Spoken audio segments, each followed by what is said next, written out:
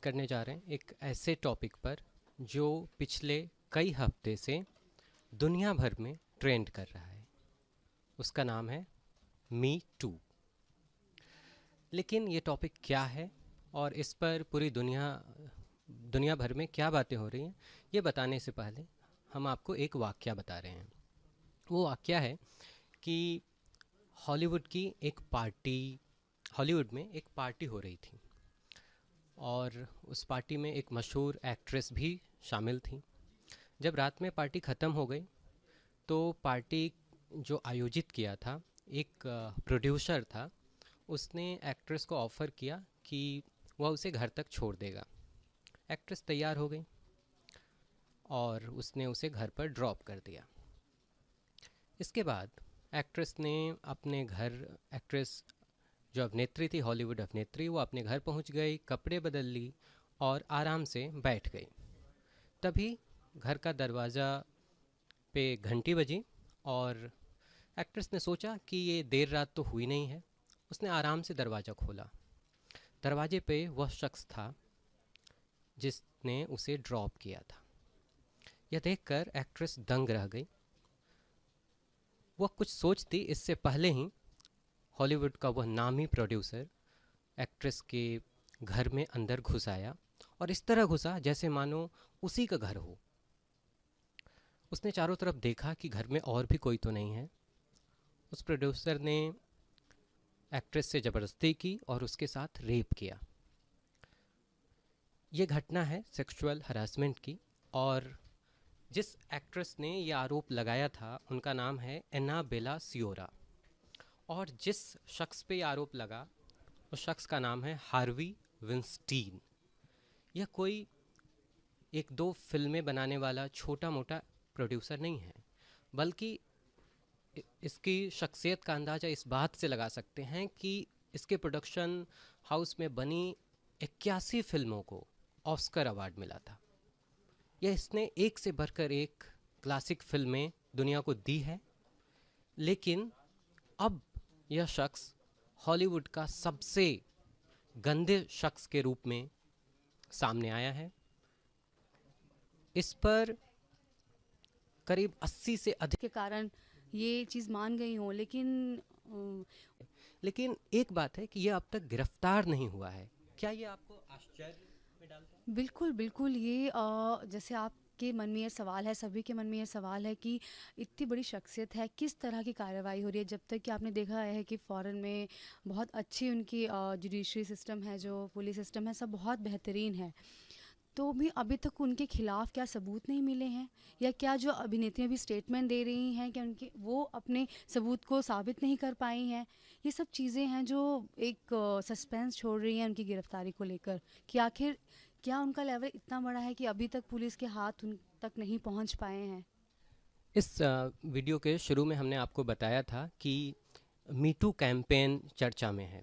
तो me too campaign चर्चा में क्यों आया और इसकी शुरुआत कैसे हुई? उसके पीछे हार्वी विंस्टीन का सेक्स स्कैंडल ही है। इसी सेक्स स्कैंडल के बाद मी टू कैंपेन शुरू हुआ है और मी टू कैंपेन में दुनिया भर की हज़ारों लड़कियां और महिलाएं अपने हरेसमेंट की कहानियां शेयर कर रही हैं अपने सोशल प्रोफाइल से, फेसबुक पर, ट्विटर पर। मीटू कैंपेन की एक और ख़ास बात यह है कि इसमें ऐसा नहीं है कि किसी लड़की के साथ हरेसमेंट हुआ और वह कल जाकर फेसबुक पर लिख दी। जितने भी ऐसे केसेस मीटू पे लिखे जा रहे हैं, इसमें जो एक बात जो मिलती जुलती है वो ये है कि हरेसमेंट के बाद कई महीनों तक, कई सालों तक जो विक्टिम है वो चुप रहीं। चाहे उनमें डर रहा हो, उनमें ये हिम्मत नहीं रही हो, या वो बहुत परेशान रही हों। तो कई बार विक्टिम्स को काफ़ी टाइम लग जाता है अपनी शिकायत करने में। बावजूद उसके कई लड़कियां इसकी प्रॉपर कंप्लेन नहीं करती हैं पुलिस में या कोर्ट में। बॉलीवुड एक्ट्रेसेस जिनके पास एक बहुत बड़ा सोशल प्लेटफॉर्म है अपनी प्रॉब्लम्स जाहिर करने का, क्योंकि वो लाइमलाइट में अक्सर रहती हैं। मी टू कैंपेन के बाद कई एक्ट्रेसेस के साथ हुए इंसिडेंट सामने आए हैं। मल्लिका दुआ की मैं बात करूंगी, उन्होंने भी अभी कुछ दिन पहले ही एक चीज़ की थी कि कैसे उनके साथ सेक्सुअली हरासमेंट हुआ था। वो अपनी माँ के साथ गाड़ी में थी और कैसे किसी दोस्त ने ही उनके साथ ये सब चीज़ें करने की कोशिश की। और हाल ही में राय लक्ष्मी जो एक्ट्रेस हैं उन्होंने भी ये चीज़ कही कि हमारे प्रोफेशन में ये सब चीज़ें होती हैं, इनडायरेक्टली हमें मैसेज करके हमसे कहा जाता है कि हाँ अगर आप सहमत हैं हमारे साथ हम बिस्तर होने के लिए तो आप आ सकती हैं, मतलब इस तरह के उनको इनवाइट दिए जाते हैं। एक्ट्रेसेस इतने बड़े लेवल पे ये सब चीज़ें फेस कर रही हैं, तो राय लक्ष्मी का कहना है कि हर हर डिपार्टमेंट में, हर प्रोफेशन में ये चीज़ लड़कियां फेस करती ही होंगी। एक सवाल पूजा जी मैं आपसे पूछूंगा कि मान लीजिए आप कहीं नौकरी के लिए जाती हैं किसी इंडस्ट्री में, और उस इंडस्ट्री का बहुत पावरफुल शख्स है वो, आ, उसके पास आप जाती हैं, वो आपका इंटरव्यू लेता है और आपके साथ कुछ ऐसा करता है जो अनप्रोफेशनल है, जो हरेसमेंट के दायरे में आता है, आप क्या करेंगी? क्योंकि उस शख्स की पहुंच न सिर्फ उस इंडस्ट्री में होगी बल्कि दूसरी एजेंसियों, चाहे वो पुलिस हो या पावरफुल लोग हो, उन तक भी उसकी पहुंच होगी। तो आप कैसे शिकायत करेंगी? क्या आप डरेंगी या शिकायत करेंगी? मैं अभिषेक बिल्कुल शिकायत करूंगी इसके खिलाफ, क्योंकि देखिए हर ऑर्गेनाइजेशन में एक डिपार्टमेंट रहता है, गर्ल्स हो, सेक्सुअल हरासमेंट के जितने भी केसेस आते हैं तो उसके लिए एक अच्छी प्रोफेशनल कंपनी में इस तरह के डिपार्टमेंट्स होते हैं जहाँ पे आपकी बात सुनी जाती है। तो एक बार मुझे पहले सोचने का वक्त चाहिए ही होगा। मैं ये नहीं है कि ठीक है उन्होंने मेरे साथ जो भी बात की मैं किसी के साथ जाके शेयर करूँगी, ऑब्वियसली मुझे सब लोग कहेंगे कि नहीं तुम्हें नहीं करना चाहिए, तुम्हारी नौकरी जा सकती है, तुम्हें नौकरी मिलेगी ही नहीं क्योंकि वो इस लेवल पे हैं, अगर तुम उनके बारे में ऐसे बात करोगी तो तुम्हारी फैमिली को नुकसान होगा, तमाम तरह की धमकियाँ मुझे दी जाएंगी। लेकिन मुझे लगता है कि अब सोसाइटी बदल रही है।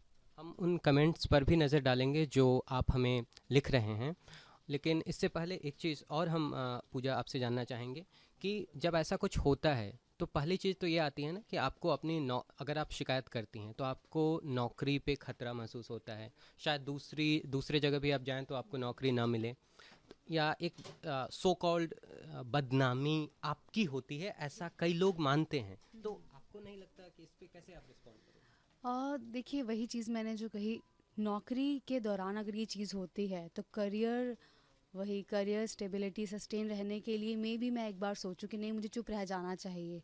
लेकिन अगर चीज़ वो बार बार दोहराई जाती है, बार बार मेरा शोषण होता है, तो हर चीज़ की एक लिमिट होती है। आप एक मेंटल प्रेशर के साथ कहीं भी किसी भी ऑर्गेनाइजेशन में काम नहीं कर सकते, तो आपको इस पे खुल के बोलना ही पड़ता है, चाहे फिर आपकी फैमिली आपके साथ ना हो।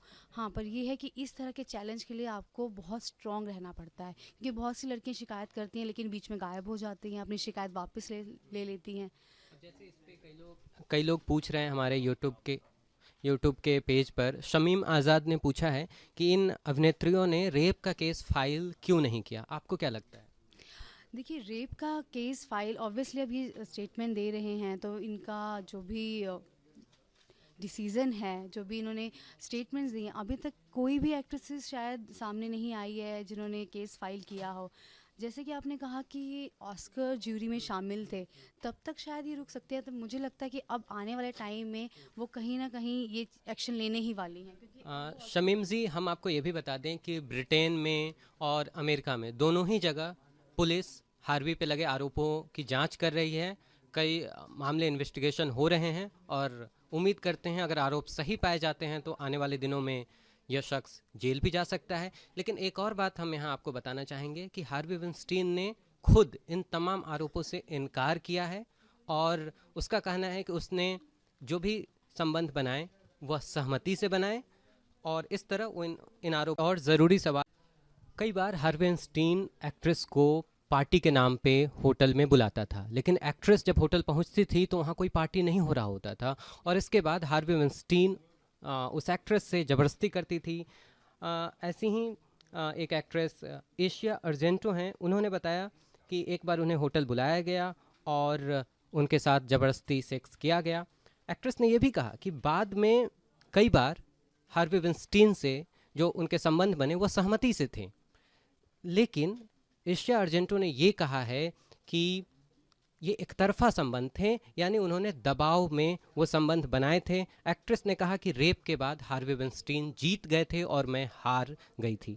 यानी कई सालों तक हार्वी विंस्टीन एक्ट्रेस को शोषित करता रहता था और एक तरह से एक्ट्रेसेस उनके बनाए गए जाल में फंस जाती थी। ऐसी किसी परेशानी में, ऐसे किसी हरासमेंट से लड़कियों का सामना होता है तो उनको हौसला हिम्मत कहाँ से ढूंढना चाहिए?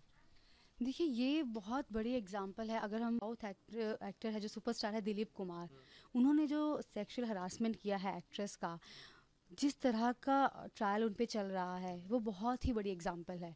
लड़कियों को ये चीज़ सीखनी चाहिए कि ठीक है, चाहे वो एक्ट्रेस है, लेकिन एक उनकी भी इमेज थी, उन्होंने उस इमेज की बिना परवाह किए हुए वो एक इतने बड़े सुपरस्टार के खिलाफ खड़ी हुई हैं। और दूसरी बात है, उनको ये नहीं सोचना चाहिए कि हमारी इज़्ज़त पे बात आएगी, कल को हमारी बदनामी होगी। तमाम तरह के ऑर्गेनाइजेशन हैं जो विमेन सेल हैं, इवन हर ऑर्गेनाइजेशन में इस तरह के सेल हैं। दूसरा, एम्प्लॉय लॉज भी हैं। अगर आपके ऑफिस में इस तरह की चीज़ होती है तो आप अपने एम्प्लॉयमेंट लॉज का यूज़ करके उनके खिलाफ खड़ी हो सकते हैं। बिल्कुल। इस बातचीत को हम इसी जगह समाप्त करेंगे। How'd you get so